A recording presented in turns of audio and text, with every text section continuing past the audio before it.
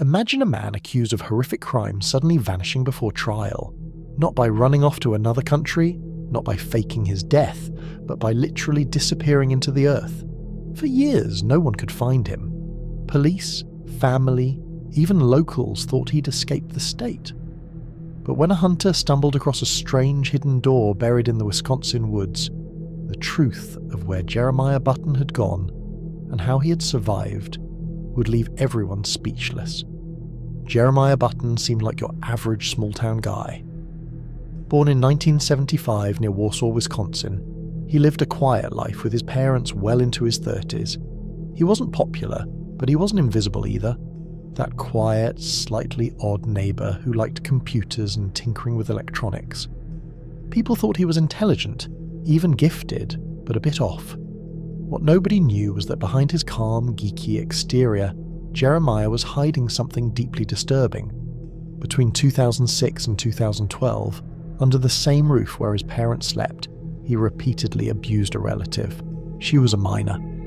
When the victim grew older and found the courage to speak out, it shattered the illusion of Jeremiah's quiet life forever.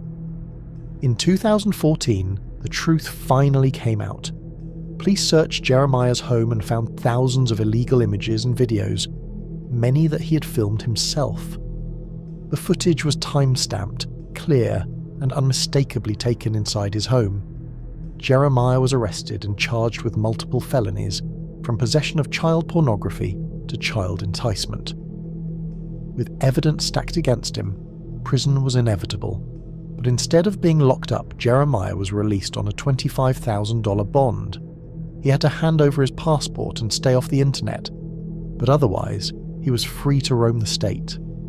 He played along for 2 years, attending his hearings and acting cooperative. But while everyone thought he was preparing for trial, Jeremiah was secretly preparing for something much bigger, an escape no one would see coming. In 2016, just 2 weeks before his trial, Jeremiah was gone. He'd left a note for his mother claiming he was heading to Florida to start a new life. Investigators tried tracing him, but there were no tickets, no bank activity, and no digital trail. Some thought he'd been murdered. Others believed he'd fled the country. His family hoped he'd just gone to live quietly somewhere else. But the truth was, Jeremiah hadn't gone far at all. In fact, he was closer than anyone imagined, hiding deep in the woods beneath layers of soil and secrecy. For years, his name stayed on Wisconsin's most wanted list. But every tip led nowhere. Nobody thought to look underground.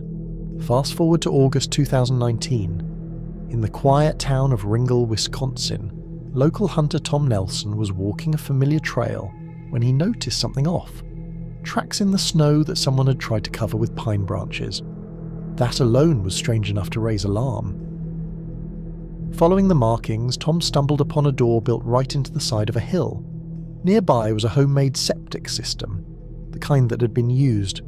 It freaked him out so much that he backed away and called police, but they couldn't locate what he'd seen. Months later, his curiosity got the better of him. Tom returned, found the same hidden door and pushed it open. Inside, he found food cans, wires, and an eerie single light bulb swinging from the ceiling. But what really froze him was when something moved. Lying on a bed in the corner was none other than Jeremiah Button, staring right back at him. Turns out Jeremiah had never left Wisconsin. After skipping trial, he hopped a freight train, covered himself in coal dust to avoid detection, and trekked 2 days on foot to a bunker he'd spent nearly 2 years building. Hidden beneath the earth and camouflaged with branches and brush, his underground hideout was astonishingly well built. It had solar panels for electricity, a stationary bike for backup power, a water filtration system, and shelves stacked with canned food. He even had a flat-screen TV hooked up to a DVD player, stocked with, disturbingly, children's shows. In the backwoods of Marathon County, 30 miles from Wausau, this is the bunker. Come up and you take this left right here, you'll see the entrance to the shelter. Where Jeremiah Button hid from police and the world for years. This is the shelter that he built/lived in for the 3.5 years that he was on the run. Up top, you can see that's where his bed was. His head would weight to the right there, his feet to the left. You see his TV, his radio. Charged with first-degree child sexual assault and child pornography in 2016, his parents paid $25,000 cash to bond him out, and police say Button then took off, building a bunker into an embankment on public lands deep inside the woods. He had access to heat. It stays relatively cool in here in the summertime, as you can feel. With the surrounding rock walls. There was nothing that would indicate that he was suffering in any way. The 15 years I've worked for the Sheriff's Department, I've never seen anything quite like this. He strategically built the bunker near a landfill where he could salvage all the supplies he needed to build a self-sustaining shelter. Obviously, it's a little bit of a pack rat type of situation, but obviously Jeremy Button had some sort of background or the ability to learn quickly how to disassemble and reassemble things to make his life better out here. The bunker sat near a landfill where he scavenged for supplies, completely off-grid but fully functional. It wasn't just a hideout, it was a full-blown underground home. For over 3 years, Jeremiah lived there alone, undetected and isolated from society, until Tom accidentally found him. But one noticed he was out hunting in late November when snow was on the ground. What I found was somebody trying to cover their tracks, which I thought was really strange.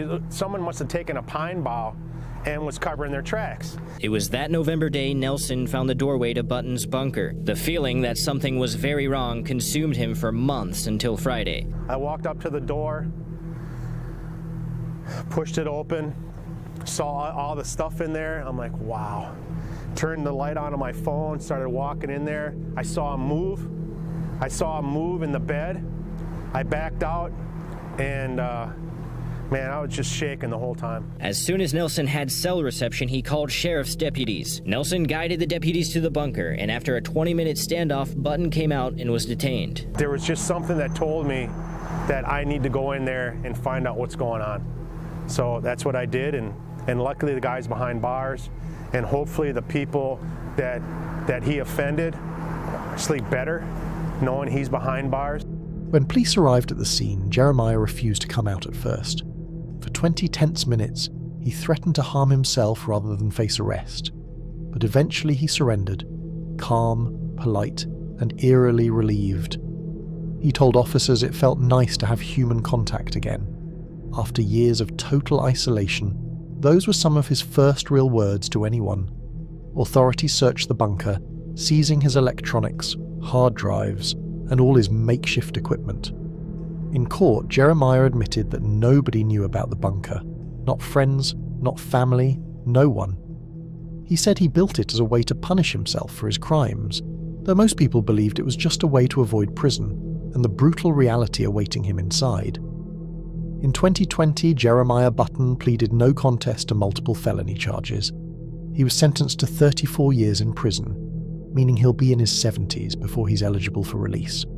In 2021, his bunker was demolished by the Wisconsin Department of Natural Resources. It took several days to dismantle the entire structure, including the septic tank, still full by the way. Today, all that remains is a patch of dirt and a few broken branches where his underground world once existed. No excuse for what I've done, nor can I explain it. I know at the time I came up with justifications for it, but the bottom line is I was sick and out of my mind.